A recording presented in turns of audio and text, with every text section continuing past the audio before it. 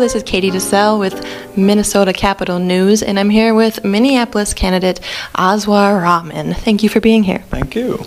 So you are the youngest person to run for mayor in Minneapolis. What is that like, being 22 years old and deciding you're going to run for mayor? Most 22-year-olds, that's not on their mind. What brought you to that conclusion? Well, I'm at the ripe old age of 23 now, as of my birthday, which is great, and it's very exciting. It's almost, I get to do things that other people have talked themselves out of almost. So the way we're campaigning, the way we're presenting our message, it's something that some of all the older candidates aren't really able to embrace. So it's very exciting. It gives me a lot of leeway to try some new things. Your press release was quite interesting. I like that. You started off by calling the media fedora-wearing, nerd-reading, nerd paper reading, and starting off by saying "yo," number one. Was that why did you make that choice? Well, it was actually my fourth press release, and that was the thing. As we were sitting in a campaign meeting, and I said, "Look, if I actually write this up, then we'll get in the paper," because the first three just go ignored.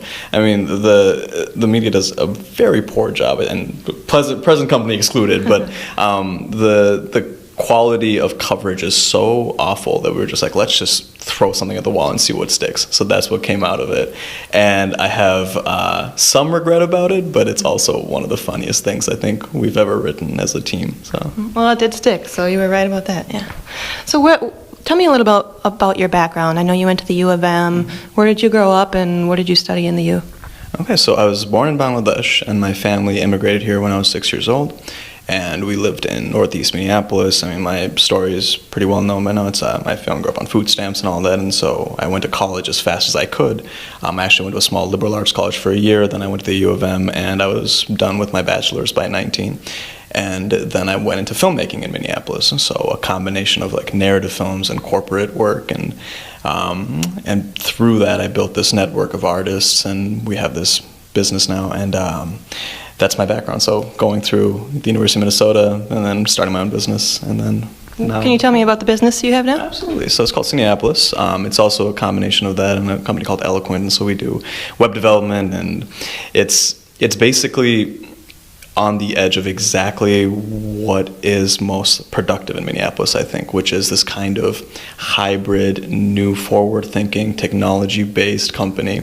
And so we host 2 film festivals as part of it. We produce about 3 feature films a year. On top of that, we work with large corporate clients in order to produce video content. Then we build websites and all that for small businesses and large businesses, and some nonprofits too in there. So it's this multimedia mixed group, and it started off when I was like really young, and we've been able to build it into something. Because of the campaign, we have to put a lot of things on hold, but it's something I'm very proud of. Do you see using any of the website building skills or filmmaking skills if you win for mayor? Oh, absolutely. I mean, our city can do so much better in terms of communicating. For me, an example, for small businesses in Minneapolis, there are plenty of programs that exist to support. So, I mean, there's like 2% loans, there's these small programs, and none of the small business community knows about it except for that very special few who have deep connections with City Hall. And my thing is, like, if we can actually communicate the message through good web design, the City of Minneapolis website is not well designed. If we can create good promotional videos for the programs, then the message will go out and we'll be a much more democratic city. So absolutely, good design is crucial to good government. Mm-hmm. So from your very well-designed website for running, I noticed you have a 3-part plan for if you become mayor. Mm-hmm. Can you talk about those 3 parts? Absolutely. So it comes down to economy, safety, and energy. And the backbone of it is a much more deeper. We had a 200-week agenda that we set out, but eventually we realized that most people don't have time to read 200 weeks worth of planning. So economy, energy, and safety. And economy essentially is basically strengthening people's ability to get higher paying jobs, so expanding tuition for higher education at MCTC, expanding on small business job programs. And for safety, we have a deep 14-point reform plan for how we can make our policing in our city much, much better. And combined with that is energy, which is at the backbone of our entire city. And that has to do with beginning to involve more solar power into how our city runs. And we found a way to generate about 10 megawatts of electricity, which is, I mean, the size of a major plant. And that would involve good government from City Hall. Let's go back a little bit to the economy part of your plan. You want to save $70 million in the city budget. How, from where, how do you plan to do that? Well, yeah, if you go on my website, I think it was 22 sources. Yep, so 22 specific sources that we'd get it from. So some examples would be currently the city spends about $40 to $45 million every 4 years on a program to promote tourism in Minneapolis. It's called Meet Minneapolis. And I want to trim that down by a sizable amount, because to me that's the kind of thing that should be funded by private interest, because the benefits are going to hotels and restaurants, and the ones who are benefiting from it directly are the ones who should be paying for it. So things like Meet Minneapolis, things like the fact that some of our departments asked for about a month's worth of extended training investment. So every single employee within some departments would have about an extra month's worth of training on top of the standard training they have, which to me just sounds like there's a lot of waste going on in there. I don't know how property assessment has changed so much. What kind of departments are you specifically talking about? Right there, that's specifically with the property assessment department. And and they asked for something that was just ridiculous. And so when this new budget comes out, we're ready to go on Facebook Live and just go through this entire thing of the whole 500 pages and look for more of those inconsistencies, look for the places where we're wasting money. Our city, for instance, like we have an arrangement with a artistic nonprofit, and it's supposed to be, essentially, it's city officials go to this arts nonprofit, I don't want to name them, but the arts nonprofit, and then they do basically theater games, or they do things that are supposed to make people, approach problems differently, which is great. It costs the city $100,000 a year, and to me, that's 10 students that could have gone through MCTC who otherwise aren't able to get that job training right now. So that's the kind of thing, and once you go through those 22 things, I made sure to list them out point by point, down to the dollar, and it comes out to a little over $70 million a year over the next 4 years. So let's go to your second point here, the safety. Criminal reform, police accountability. What is your plans for that? Yeah, so I wish I had all the 14 memorized, but I probably shouldn't recite them all anyways. At the heart of what we need in our city right now is stronger civilian oversight. And the way we have it set up now, it's any complaint against a police officer goes to a table of 4 people, 2 of them police officers and 2 of them civilians. So most complaints get thrown out because you would have to convince somebody within your own profession who is a fellow police officer in order to gain a majority on that panel. So our first reform is to make sure that we just stop this entirely undemocratic process, make it a civilian majority board, and that would be, I think, the first step to catching officers who aren't just living up to the professional conduct that they signed up for. Combined with that, there needs to be changes in how the city approaches policing strategically. So we had a great success with hotspot policing, and now Can you talk about that? Yes, absolutely. So hotspot policing is basically the theory of, it's very data-driven policing. So it's basically wherever we have a tendency for the most crime, that's where we put more of our resources. But in our city, and I think it's mostly symbolic and political, we've started moving towards, we'll have more foot patrols. We'll have people just walking every block, which in principle sounds nice, but we only have limited resources for our police department. So my whole thing is we actually need to do hotspot policing better. I mean, I grew up in North Minneapolis. I was on 42nd and Humboldt, and the crime rate there is astoundingly high, especially compared to other parts of the city. And the common sense understanding of all the neighbors was anytime there was a police car parked in front of a very specific store, there'd be no crime in the area for that entire day. And so that's the spirit of it, and that's what I think. So strategically, there's a lot of changes we need to make. Combined with that, we have to look into start professional liability insurance in Minneapolis. We can be a real pioneer of that shifting of liability away from the city itself for all police misconduct. So what ends up happening, unfortunately, in Minneapolis is a police officer can, they might even get promoted after they do something horrendous because it helps the city's case when they inevitably go to court. And I think that should be reformed to the core, yeah. What about starting earlier in trainings and to make police maybe have better de-escalation techniques. Do you have any thoughts on that? Absolutely. Not only just training, my big thing is one of the reforms is a non-lethal branch.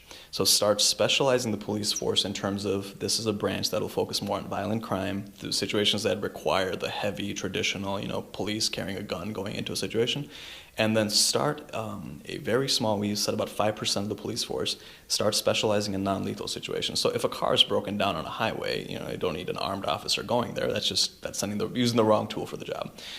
If somebody is having a suicide crisis and it's a non-violent suicide crisis, explicitly non-violent, we can send in this non-lethal branch. So I think training would be great. What we have to do is start specializing people in terms of whether or not they're geared to go in to handle a violent situation or a non-violent situation, and that's where the non-lethal branch comes in. Yeah. So your third point, the energy. Your plan was to put solar panels on rooftops? Is that part of what I've read? Is that correct? Oh, yeah. So we call it the 100 rooftops panel because it's a good place to start with 100. And basically, Minneapolis is a pretty flat city when you look at it from the top. I mean, the way we build our large structures, they're very well suited for solar panel installation. And the great thing about solar panels currently is that they are great return on investment. They're cheap enough and they generate enough power to pay for themselves. We think the whole program will pay for itself at the quickest at 5 years, at most a little past 7. So it would be partnering with building owners and saying that, look, the city will put in the money to put in these solar panels. We'll work out a deal with DeCelle and CenterPoint, well, Xcel Energy in this case, and we'll make sure that we will basically lease these rooftops. And so my grand dream is that the next time you take a plane over Minneapolis, let's say 5-6 years down the road, it'll be this shiny reflective surface. It'll generate 10 megawatts of power, which is like a sizable power plant. And it'll be a revenue builder for the city too. So that opens up funding to put into early childhood programs, to put into expanding tuition for higher education. I mean, people-centric needs that we have in the city. And what buildings, like city-owned buildings, schools, what kind of buildings are you planning to put these solar panels on? Yeah, a small percentage of them are public buildings, but a large number are, for instance, industrial buildings, places that are giant warehouses, and they are just ripe for placing these solar panels. So mostly private buildings. We have the list of 100 that we would target on the website too, right under, yeah. We made sure, anytime we talk about a plan, we want to give all the details, because I think that's something that's sorely lacking in how we run our city, is that we are not transparent about how we do it. I mean, our budget's coming out, one day before the public review date, so we have to change this, yeah. There's quite a lot of runners in this mayoral campaign in Minneapolis. What differentiates you, besides your youth, from all the other opponents of yours? This is something I've heard from a lot of my supporters, which is they know why they support me. They can point to Aswar will do this. These are the things that could work, could not work. This is the risk for it. But they know what I plan to do. If you go to, we've got 15 candidates on the ballot now. Up until recently, it was a list of 6, and then the filing date came about, and people with, anyways. The thing that I think crucially differentiates me is that I have a very clear plan, and to the point of knowing which 100 rooftops I would first access. It might be just how I think. It might be how I think that the city should work, but it's the clarity of the plan and the realisticness of it. The 14 reforms you presented, all of them would, there's always pitfalls to any plan, but all of them, by and large, are realistic, are progressive, and they're very they're effective. They're not symbolic. So, we have people within the race who are calling for full disarmament of the cops. That's the level of, ideologically driven policies that we're getting from this pool of candidates. And I'm sitting over here thinking, we have more guns than people in Minneapolis, and while we have a civilian oversight board that isn't either a civilian or an oversight board, we're pursuing these very lackluster policies that could be replaced with actual plans, actual proposals, and that's where I stand by that with pride. Who do you think your biggest opponent is, and what's something that you respect about their platform or campaign, and what's something that you would do differently? Okay. My biggest opponent is definitely just voter apathy. I mean, people in Minneapolis don't vote. Like, I mean, especially the people who are most affected negatively by policy decisions just don't vote. I mean, that includes like low-income voters, student voters. They just don't show up. So that's our biggest opponent. But I mean, from the human opponents that we have in the campaign, I think some of the great ideas I've heard, it's been a combination from different candidates, so I'll just pull some from each. And some of the stronger ideas I've heard is that we have some candidates who are very intelligent when it comes to affordable housing legislation. They've spent a lot of time on it, they focused on it.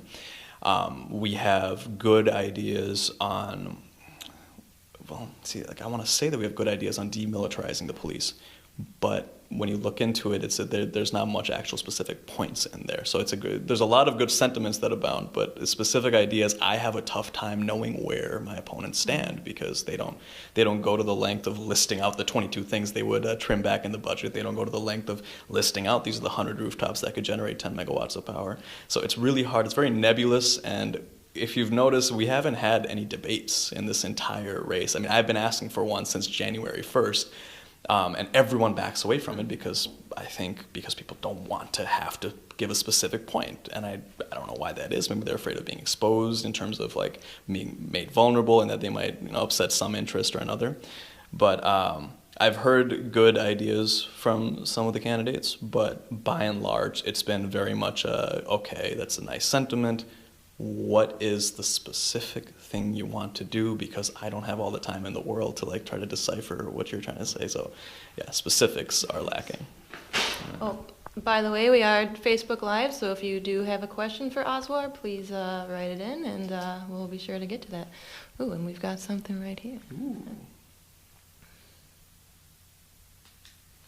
Yeah, what about the critics that say you're maybe too young or inexperienced to run the city?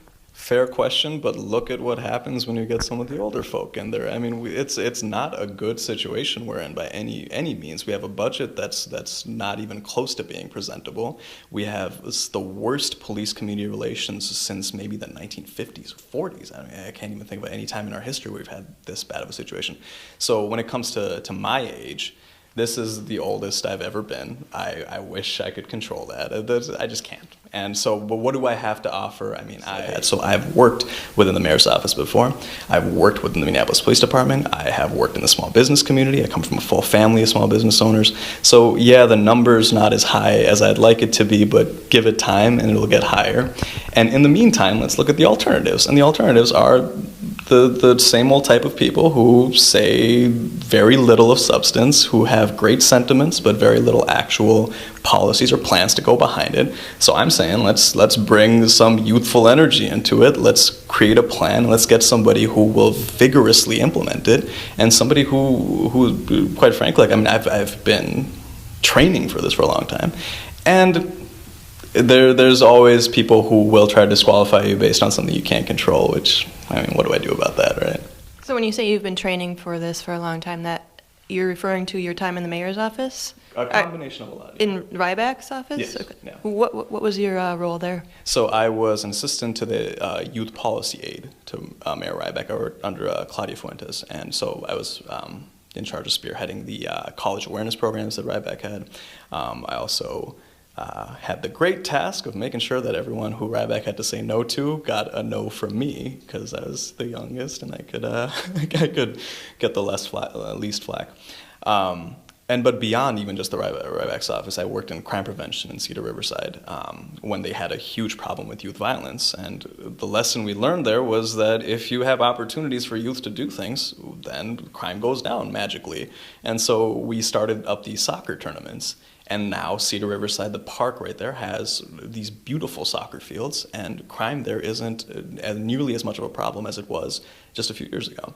And beyond that, I mean, my experience in small business, and as a filmmaker, I mean, that one, I know it sounds a little flighty, but being a filmmaker is a leadership trial by fire, because you've got the pressures of budget, the pressures of personnel, the temperaments of artistic types, and it's yeah, all this are things that I think I've been very consciously preparing to take a leadership position, and I think I'm ready for this challenge. Yeah.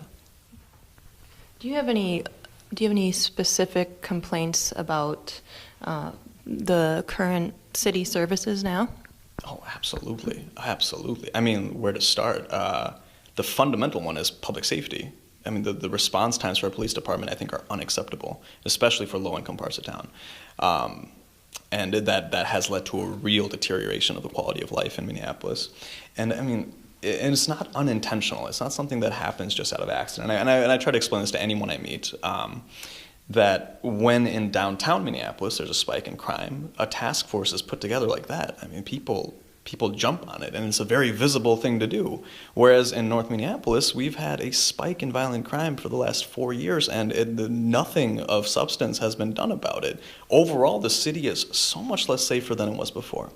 I mean, that's one part. Services, another example would be of something that I just cannot stand, is the fact that the quality of city services has stayed the same, but we have been paying way more for it. So with this latest budget that's going to come out, Mayor Hodges will have raised our property tax by 16% in Minneapolis without a significant increase in services. And that's almost, now it's over double of how much the city has grown by population. So we are proportionally paying way more for the exact same services we did before. And that to me is a symptom of just this kind of loose way of governing which doesn't take responsibility for... We are a city that's spending $11 million on a park in front of the convention center. $11 million. And then people wonder why our property taxes are going up. It's things like that. It makes absolutely no sense. Nicollet Mall has been under construction since, 5 decades ago or something. And it's this repeated behavior that I just do not like, and ultimately it reduces the quality of life in Minneapolis. Let's quickly go back to your point about the police response time. How would you go about changing that then? So a part of it would be specializing the police force into a violent response and into nonviolent response, and that would make sure that we don't send the exact same officer to both a noise complaint and to a armed robbery. So the armed robbery unit would be much more specialized, and they would know that their job is to respond much quicker, and the non-lethal branch would probably respond at the same rate that it does now. So it would free up, that kind of strategic thinking would free up a branch of officers, well, the majority of officers, to focus on the serious violent crime, and they wouldn't be bogged down, honestly, by some of these non-violent, non-lethal situations. What about the race relations between city institutions and citizens of Minneapolis? Yeah, it comes down to economics. It comes down to the fact that in Minneapolis, I mean, if you're a white family, you're doing quite well. You're doing an average of about $60,000 a year, which is above the national average by far. If you're a black family, a Somali family, a Native American family, you're earning $20,000 a year on average. So on average, you're below the poverty line. And I think from there builds every single civic issue that we have in Minneapolis, especially when it comes to race. And it's not to say that this is, like the fault of one group or another, because of the flow of history, certain people got to Minneapolis earlier and they were able to build up their businesses. Currently, I mean, Minneapolis is 40% minority, but minorities own less than 10% of the businesses, which goes to show like how deeply rooted wealth is in this city. And my thing is, I'm not a person who believes in taking from one, giving to the other, and calling it a day. I believe in actually increasing opportunity, and that's going to require legitimate investments in training. And that's where the MCTC investment comes in. Right now, the city of Minneapolis doesn't spend a single penny on making sure that a low-income student who wants to go to our city's community college gets a chance to pursue the life that they want.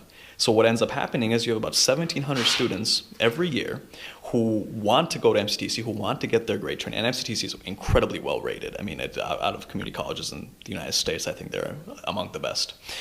And we have 1,700 kids from Minneapolis, low-income families, who want to go to the college, and then about 400 of them get in. So then every single year we have over 1,000 kids who were looking to break the cycle of poverty, and they didn't get in. And to me, as a citizen, I take full responsibility for that, because I should have been telling my government that this is what public funds are for. It's to make sure the people who have been neglected for so long are no longer neglected.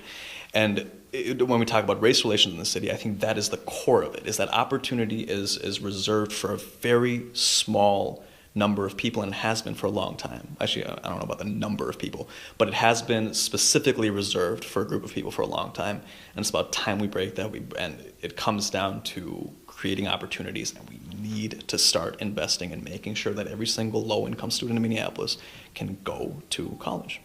That's what they choose. 10 minutes? 50. Okay. So that's great. You get low-income people in college with degrees. Then what? How do they find jobs? Do you have a plan to create more jobs? Right. So this would be, to give credit to TAMCTC specifically, this isn't like some kind of like lightweight degree. This isn't some kind of, degree that doesn't really have a career plan. That institution specializes people for aviation, tool and die, for these job markets that are booming, and so they have a great job placement record of their own. But on the other side of the coin, to create more jobs in Minneapolis, that is a huge part of our plan, and it has to do with small business job growth. Because what we have in Minneapolis a lot of the time is overinvestment in a lot of like corporate interests. So if, let's say, US Bank Stadium wants a new park, we go out of our way to spend money on it. If a certain company downtown has a complaint, we go out of our way to solve it. What we don't usually do is support small businesses with the resources they need to create jobs. And so my thing is pretty simple. It comes down to a few $1,000s grant for each job created, and we expect to get that back through taxes pretty quickly. Not too quickly. And that's a part of our economic plan. So if anyone goes on our website, they can read up on the details for it. But our goal is to create 10,000 jobs over 4 years in Minneapolis. 10,000 jobs, over 4 years in the city of Minneapolis.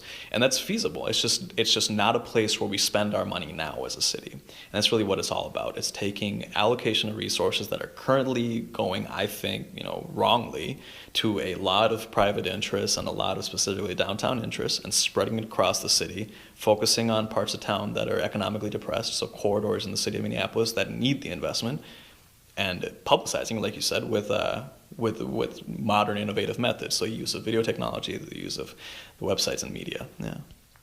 Can you see any opportunities to partner with the city of St. Paul? We have a great setup with these two cities next to each other, and we complement each other so well in terms of how much economic activity goes along here. And what we end up seeing a lot of the time is that St. Paul hosts some of the larger events. St. Paul is able to draw in a much more international crowd for certain types of event. We don't have any ice palaces in Minneapolis that I'm aware of. So it would be to make sure that when these larger events happen, that these are coordinated well with our city of Minneapolis, so that we can see some of the activity too, so that we can see some of this movement, that we can coordinate to create dual city events. That would be a great hope of mine. Another thing I really wish that my city would learn from St. Paul is some of the candidates that are running for office in St. Paul for the mayor's office, they're talking about things like snow removal. I haven't heard a single person in Minneapolis talk about snow removal in this entire election season. And that shows to me that the politics in this city is much less ideologically driven and much more based on the real needs of people. So that's something that I wish we would learn from St. Paul. And I wish St. Paul would learn from Minneapolis how to build taller buildings. Right? I haven't really thought about it from the other side of the coin. Okay, what about deals with organizations like the NFL, with the Super Bowl, or sweetheart deals between the city and these organizations? How do you plan to go about dealing with that? What was the phrase? Sweetheart deals? Sweetheart deals. What a good phrase for it. My God. So I grew up in Northeast and North Minneapolis, and all my neighbors we were struggling. So this wasn't, so when we heard about, any of the major events coming into town when I was growing up, it was almost heartbreaking that they're willing to make so many concessions to an outside organization. So for instance, with the stadium, the city bent over backwards in order to get that stadium here, whereas it was in the NFL's interest to build that stadium in Minneapolis. So we were awful at haggling. And as somebody of South Asian descent, I love haggling. But that's something I think any time a large institution comes into Minneapolis and they want to make a partnership, that's what it should be. It should be a genuine partnership. It shouldn't be us getting exploited, over and over. And frankly, I think the way the NFL programs, the Super Bowl arrangements being made, looking at the details of how we are accommodating in terms of public public safety, how much more investments we're putting in. We're basically hoping that these outside organizations will hold up their end of the bill. We don't have a mechanism in place to actually hold them accountable. We haven't signed a specific contract that says you will be paying for this on this date for this amount for this service. Whereas we know how much we're going to spend. So I think the city has to stop pretending like we are not one of the great cities of the United States. I mean, it's an amazing place to hold an event, and this kind of like just begging is just getting a little pathetic in my opinion. So I hope, as mayor, my goal will be to, if the NFL comes, great, we want to have your event here. If any large institution comes, we'd love to have your event here. Let's talk about how much the city will spend. Let's talk about like what our actual cost is going to be. Let's talk about how we'd share it. Let's talk about how much revenue would be generated, and we want to talk about what's a fair split of that, and just be very transparent about it. And it's not something we do now. What would you do to attract business investment in Minneapolis? Yeah, we're making it very hard for businesses to come to Minneapolis. I mean, we recently adopted I think a completely undercooked minimum wage policy, which basically it sets just numbers without any kind of assessments and built into it, any kind of what these are called, stop plugs. I forget the specific phrases. Basically, we created a benchmark without any realistic way of helping people get to it. So my real concern is that the small businesses in Minneapolis will be closing down. And as for how to attract new businesses, I think it has to be that the city has to invest more in both strengthening our business assistance programs and simultaneously making them more accessible. So like we said before, with making them more visible, with creating a great outreach effort in order to get that information out to every single small business that already exists in Minneapolis. But frankly, I mean, I'm concerned. I'm deeply concerned. And like I said, I come from a family of small business owners. And if we're being honest with ourselves, we don't know if we would be the family of 5 years down the road, if we would be a family that could even come to Minneapolis and start a business. We don't have, we don't. It makes no sense for us not to start in St. Paul instead, or not to start in St. Louis Park. So that is a major challenge. I'm looking forward to working with a lot of people in order to figure out how we're actually going to move ahead on this. But the way things that are now are not good for business in Minneapolis. So you mentioned minimum wage. Is there a plan to raise the minimum wage, or what is your thoughts on that? Well, in Minneapolis, conveniently, just a few days before the DFL primaries, they passed a legislation that basically, and the city council passed legislation that sets and a raising of the minimum wage without a tip credit or anything like that. And I forget what the specific numbers are, but the 10-15 an hour this year. So, yeah. Well, I mean, it's going to be 15. In about 4 or 5 years, it's going to be $15 an hour. Not a single word in there about assessing the policy. So when Seattle put in their $15 minimum wage, they made sure to include the University of Washington in the planning process. And now they're seeing that, okay, after a certain point, and I think it was somewhere around $13 for Seattle, it starts to have measurable negative impact on the workers of the city. And Minneapolis doesn't have anything like that. We just jumped right on it, and then we just wrote up the lightest bill possible, and then we just passed it as quickly as possible right before the DFL primaries. And I mean, it's not only suspicious to me, it's just very upsetting, because this is going to have a real impact. In Seattle, the people who are hurt the most are the low-income workers, are the ones who can be pushed out by automation, the ones who can be pushed out by the lack of training that has, I think, been denied to them, especially in a city like Minneapolis. So that's going to be a major issue. My worry is that a large portion of the city is not even aware that we've raised our minimum wage, and there's also a sizable portion that's willingly turning a blind eye to the very obvious negative effects that are going to come up with a piece of legislation like this if it's allowed to stand how it is.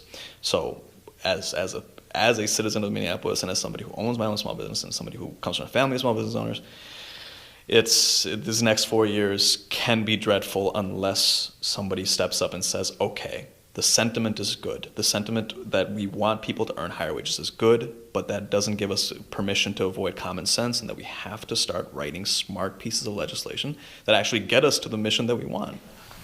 All right, let's go back to police reform. Talk a little more about the Civilian Review Board, and how would you go about changing that, and accountability with the police? Okay, so the easiest route, the most direct route that we have is that I, as mayor, would write up a piece of legislation that says that we are going to amend our charter to say, instead of 2 civilians and 2 police officers for the board, simple enough, it'll be 3 civilians and 2 police officers. That's all I'd write. I would bring it to city council and I'd say, somebody endorse this, somebody make this your own cause, let's get it passed. Hopefully they pass it, and great, our city charter is amended, and now anytime there's a complaint against a police officer in Minneapolis, it would go to this board and the civilian will would win over. Now, of course, city council might say no, in which case the great thing about our Minneapolis city charter, it writes out, well, great and negative, it writes out explicitly that the mayor can do whatever is necessary for good policing in Minneapolis. And so I could create a panel of my own that circumvents that 2-in-2 ratio that we have, and then I could directly, as mayor, carry out the will of the civilians on the wall of the board itself. And that's really how it is that I would work through city council to amend the charter, to reform the police civilian oversight board. If that's not the case, there are somewhat extraordinary measures that are available to a mayor in order to actually implement a policy like that. Yeah. So I think a common misconception of the police union is that they're out against any type of reform. I mean, they want an effective police department as much as anyone else. Where we get in trouble is that when people start making claims that we should disarm the police department, then the police union gets really defensive. They're like, this is our life we're talking about. We're in a city with more guns than people. I mean, of course. So I think when we bring up rational proposals in front of even an organization like the police union, which is known for looking out for each other pretty closely, even against common sense sometimes, at least we have a ground to stand on. And at the end of the day, the mayor of Minneapolis has full authority at the end of the day. That's what I'm saying is the police union, sure, they can be a force to block some of these movements. But if my claim is, look, if we want a legitimate civilian oversight board, we need to have a civilian majority, I can debate them on that. And from the members of the police union that I've met so far, they've been burnt enough in the past that they're skeptical, but if you talk to them as a rational person, then there's progress to be made. Yeah. Thank you. Okay, final question. Dun, dun, dun. Why do you want to be mayor? What is it like in your heart? What deep down? What's your motivation for being mayor? Right. When my family came here, when we were 6 years old, so it was me, my mom, and my sister, and my sister's just a year or two older than me, and we left the airport, we came into Minneapolis, and I kid you not, we don't have a family here. So the city of Minneapolis to me is like my tiny little village, and I know every single street in here, and I know every single, like the landmarks, and it's very intimate to me. It's where I belong. And so when I look at the skeleton of the city, and when I look at how this city operates, and I look at how we spend our money, it offends me to my core. I look at a city where a mayor is allowed to just, with the stroke of her pen, write an $11 million investment on a park, while 1,300 of my friends are being denied a fair education. And to me, I can't stand by because of that, and it's been brought up. My age is not as high as everyone else's. My experience, my opponents have spent over $1 million already on this campaign. I have nowhere near that capital to spend on this. And to me, that doesn't allow me to sit back. It is legitimately unfair how we run our city now.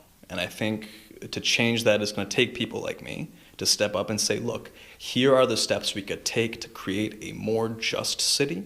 And it starts for me with education, early childhood care, and making sure we have a safe place to live in Minneapolis. That's where it's all coming from for me. I really don't have much to hide there. This is my city, and I hate how it's being run at the moment. I think that's about all the questions we have. Do you have any final thoughts you'd like to add? Sure.